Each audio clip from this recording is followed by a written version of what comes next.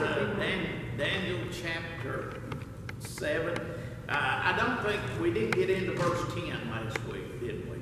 So let's go back and read verse 9, and we will read verses 9 through 12.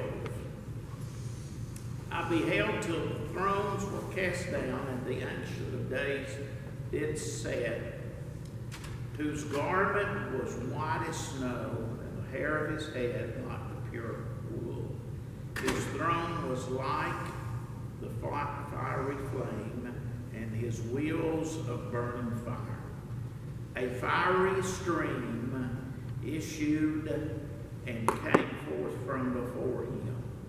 Thousands ministered unto him, and 10,000 times 10,000 stood before him. And the judgment was set, and the books were opened.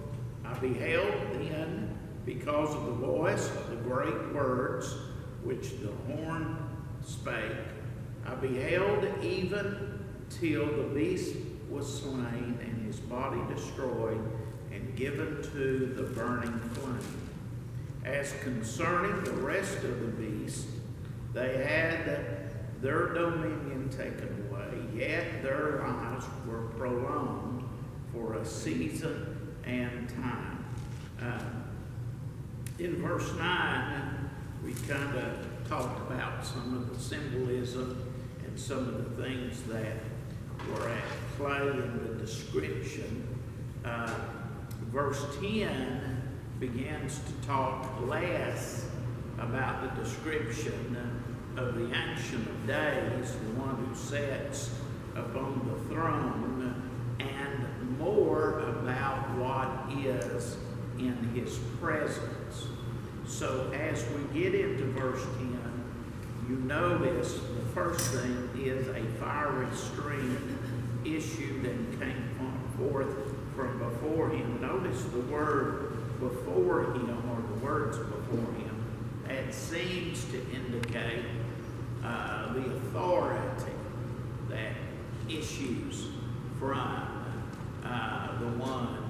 the Ancient of the Days, the authority in his presence, his power. It says that a fiery stream, that the word stream is indicative like a river. So you get in your mind's eye, whatever that is, you get a picture of a stream or a river of fire as it flows from before him. So this is a very descriptive picture of the authority of judgment that the Ancient of Days will have. If you believe that this is Christ or God the Father, that they have in judging the fourth beast. The word issue means to flow or to proceed. So again, all these terms in this picture just seem to be indicating the authority that is coming in judgment upon the fourth beast. Now, I talked a little bit last week about the historical significance of the empires. We talked also, I think we mentioned about the possibility of this being a League of Nations toward the last days and such. Whatever it is, however it is, when the Lord judges this fourth beast, this kingdom, these kingdoms, then you will see the judgment issue, and it will be a great judgment as is indicated in the first part of the verse. Now notice the first part is in regard to the judgment that is flowing from the throne of the Ancient of Days. Daniel's vision will come back to describe what happens in just a moment as far as the results of the judgment. But right in the middle of the verse is a description that kind of gets away from that and goes into those who are before the throne. You see something, and I don't know, I do believe that every word in the Bible means something. It's significant. A lot of times in prophecies, and a lot of times even into the pictures or the visions that the writer of John, the writer of Revelation, takes us into in describing the pictures of heaven and the things. Some of those things are in their description are symbolic, and some of those things are need to be studied more deeply. But notice, and I don't want to get too crazy on this, but notice thousands ministered unto him. And then it says, and 10,000 times 10,000 stood before him. Now there's a distinction here. Now I don't know that it's a major distinction, but it's an interesting distinction in regard to the terms. First of all, thousands ministered unto him. Okay?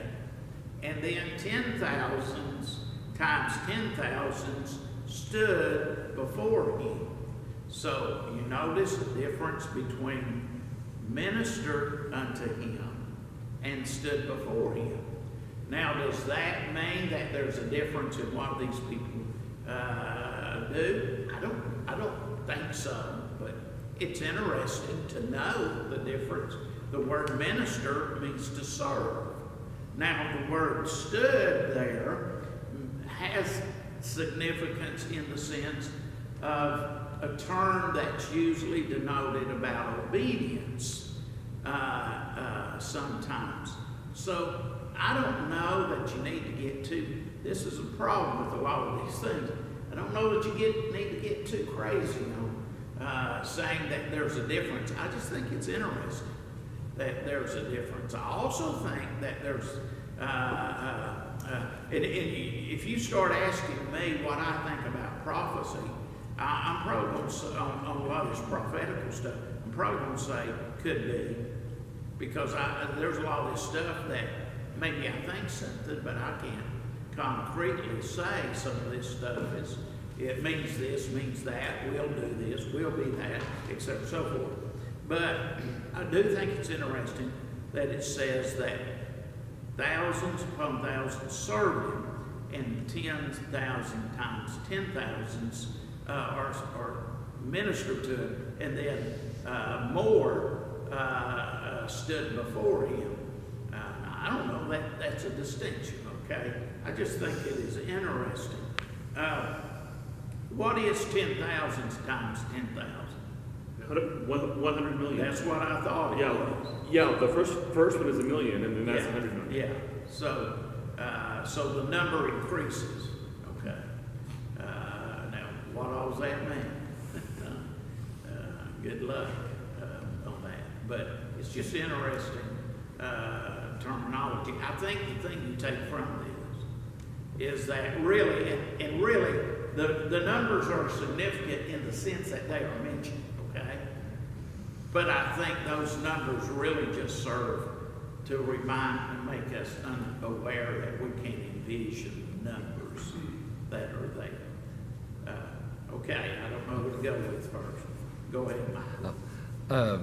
I was just saying maybe it's like how we do sometimes today where we kind of use a generalization term, you know, instead of just saying it was a bunch of people, you kind of put a little bit of a figure, but that doesn't mean I paid, you know, $50 for gasoline for 2 gallons of gasoline or whatever. It's like, well, it wasn't really $25 per gallon on it, but it's just to say it's expensive gasoline. I think there might be merit to that. I mean, for me, what does a million versus 100 million mean to me? It's just like somebody's worth $500 million. I can wrap my head around a million a little bit, but 500 million, I just can't wrap my head around. So I think there may be some significance to that.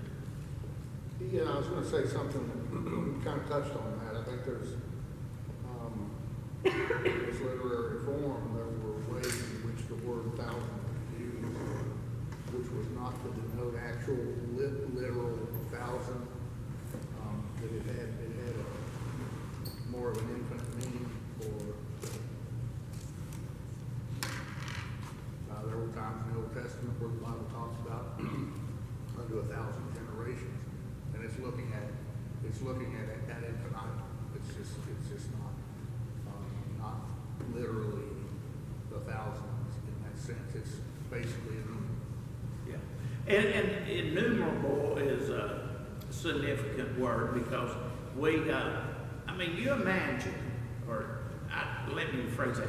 Have you ever tried? I have tried this. Have you ever tried to come up with any sense of how many people will be in heaven? Have you ever thought about how many people will be in heaven? Well, we don't know. Well, we know it's at least 10,000 or 10 million.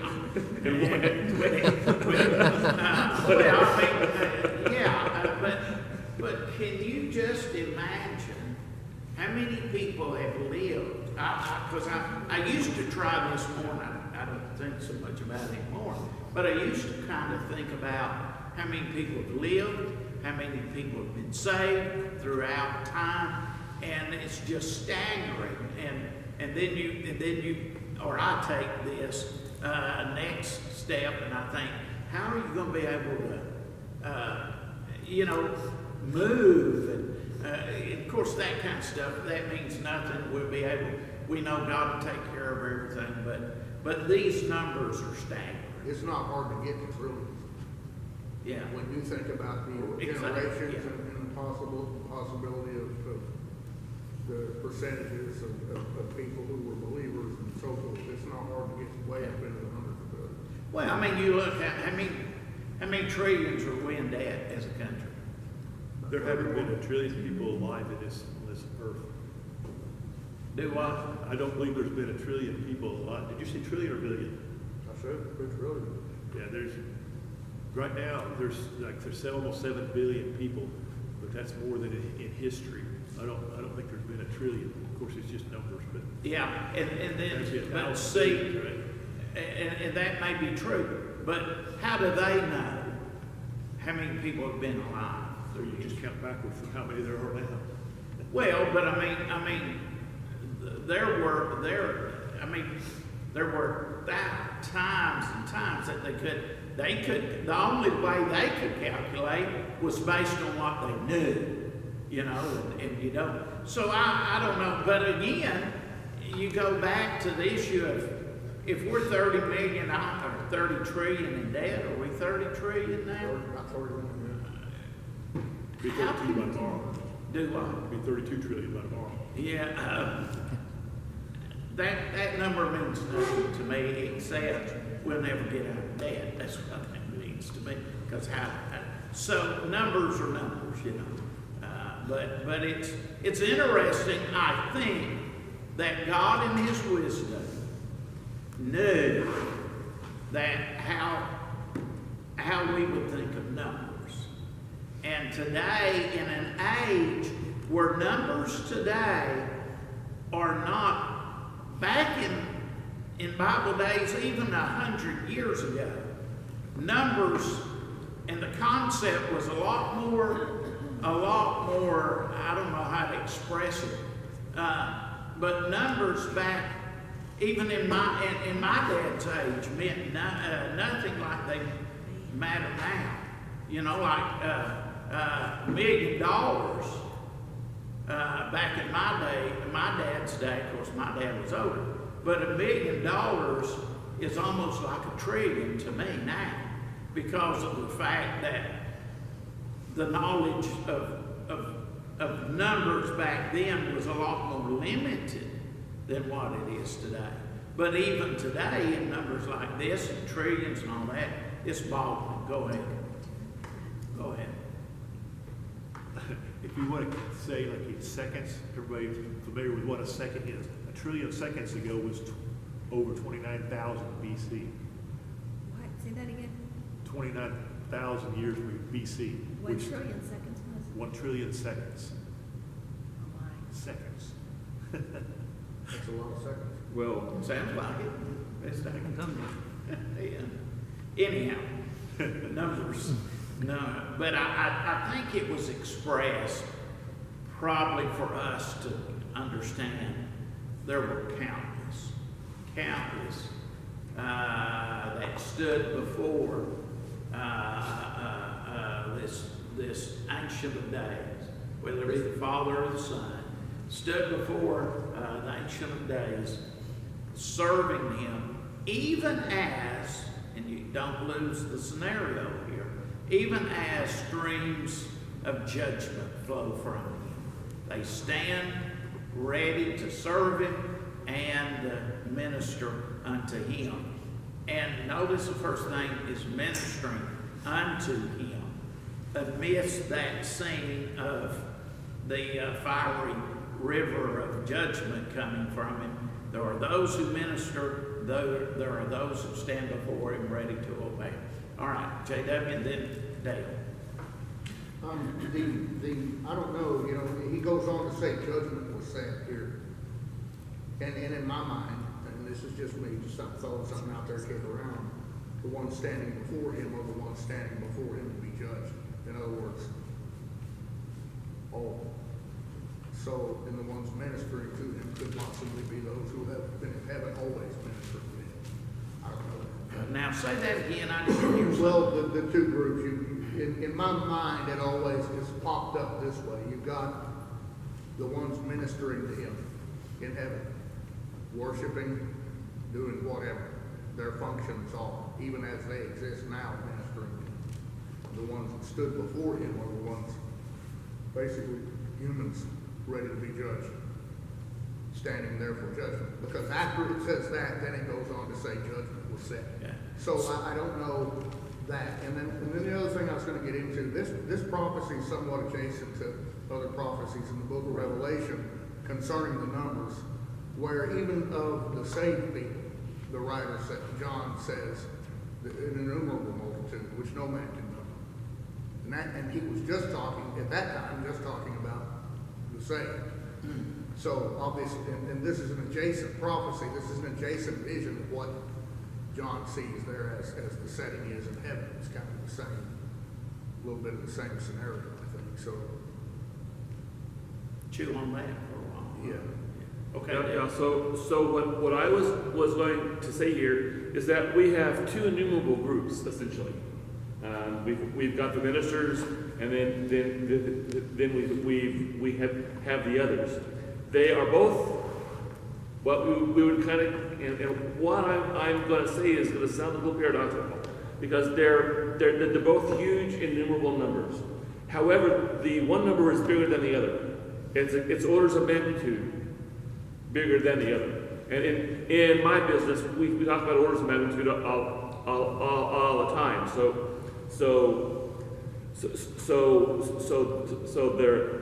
there are the ministers, which are likened to 1,000,000, but there's probably if there's 1,000,001, it's no different than there being 1,000,000. You know, it's not that exact. But those that are standing before Him, whether it's judgment or something else, it's at least two orders of magnitude bigger than those that are Notably larger. Yeah, much larger. Even though they're both innumerable, one of them is still bigger than the other. Which in the way we classify numbers, that doesn't even make sense. Because once you get to an infinite number, all the math blows up. But still, we've got two different crowds of people that are huge that we can't count. Yet one is a lot bigger than the other. Yeah, and who they are, that's a good question, because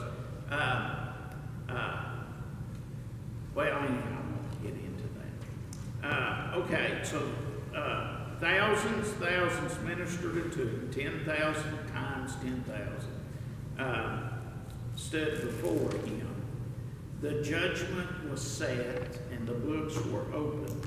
Now, this basically just means that, and I don't think it just to diminish it, but the session of judgment is to begin, and the books are open now. The books being here, books from which judgment is going to be made. Some people have said that really this is a scene of the issue of the judgment of the beast is beginning now. Some people interpret it that it may be some of these being judged, as J.W. alluded to. But if you look in verse 11, the beast, it goes back to the issue of the beast. Okay, so let's get into that. I beheld then. Now the word beheld here is an important word. Obviously it means I've studied, I'm paying attention, and such. But it actually means I kept looking. So when when Daniel says that he beheld something here, what he's saying is I kept paying attention. I kept paying attention. It almost seems, and I'm not saying this is the way it is, okay? So, but it almost seems, so please don't say that I'm saying it, but it almost seems from the flow of the text, okay, is that in verse 8, he has been looking at the beast. He's been studying this fourth beast. Verses 9 and 10, he begins to look at the one who is doing the judging and the scene that is before him and that which is coming out. Now, in verse 11, it seems his attention goes back to the beast in verse 8. Now, I can't say that that is actually what's happening. I'm just telling you that it seems when he says, I've been looking, I've been studying, and such, that Daniel's attention is placed upon the Ancient of Days and the scene that is before him. Now in verse 11 he goes back to the beast. I beheld him because of the voice of the great words which the horn spake. Now he's talking about the horn, okay? And listen to what he's saying is, because this too is in present tense. The words that the horn kept speaking. So it's almost like, I'm just laying out the scenario. I'm not saying this way it is. But he got his attention diverted to the scene of the Ancient of Days. And now his attention goes back to the beast and the little horn. And the horn has been speaking. Now, I don't know, I can't tell you if that's how, because there's not, just to be honest, there's not enough attention, not enough focus given on how we can interpret all this with conclusiveness. But it almost seems to me, like Daniel says, I looked over here at the Ancient of Days, and all the time in this vision, the horn was speaking. So now his attention goes back to the horn, which is speaking. Notice he says, I beheld then because of the voice of the great words which the horn spake. Now, I don't know if that's something we need to run with, okay? But it makes me wonder. And a lot of this stuff is my wondering and my speculation, as all the prophecy boils down to. But it makes me wonder if here, after looking at the Ancient Days, the horn has been speaking, and Daniel's attention now goes back to the horn and it's speaking. And notice here, it says great words. Now, it doesn't mean that the horn was speaking words that you love to hear as a child of God. That word great may reference the fact that the horn is speaking just a tremendous amount of words. One thing about the horn, though, is that he sure likes to talk. He likes to talk. Verse 25, under the dream's explanation in the upcoming part of the chapter, gives us a little clearer image of what this horn is Right. speaking, and most of it blasphemy. Yeah, it is. It is. It is. And it is amazing that when you see that Daniel's been seeing the scene of the greatness, and much of it is because of the judgment issue and the authority of the Ancient of Days. But it's fascinating. He's seen his greatness and his authority, and yet this horn has been speaking, and as J.W. says in verse 25, it's stuff against the Most High God and such as that. So it's also interesting that Ancient of Days has been referenced, and in verse 25, the Most High God is referenced. But anyhow, that's the difference there is worthy of study and such as that. Let me finish reading verse 11, then we're going to have to quit. He says, I beheld even till the beast was slain, and his body destroyed and given to the burning flame. One of the things that Daniel is being given is a vision that encompasses a tremendous amount of time and activity in this vision. And we'll see shortly where he says this was very, I'm going to use the word very distressful to see much of what he has been given to see in this vision. So, all right, we'll come back to verse 11. We're not making, I was wanting to get through verse 12 today, but there's just a lot of stuff to consider. All right, thank y'all.